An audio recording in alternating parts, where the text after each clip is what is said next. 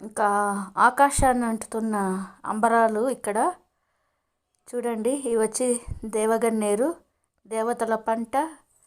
ఇది మా ఇంట. ఇంకా దేవగన్నేరు చెట్టు చాలా ప్రాముఖ్యత చెందింది. ఇంకా దేవతలకు చాలా ఇష్టమైన ఈ దేవగన్నేరు చెట్టుని ఇంట్లో పెంచుకుంటే కూడా మనం చాలా మంచిది.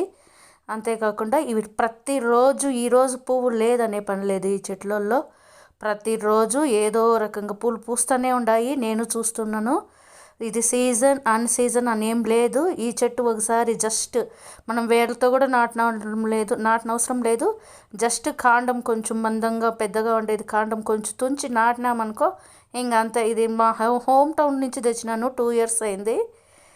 జస్ట్ చిన్న కొమ్మ తీసుకొచ్చి నాటినాను అంతే. అది దానంతట అదే పెరిగింది.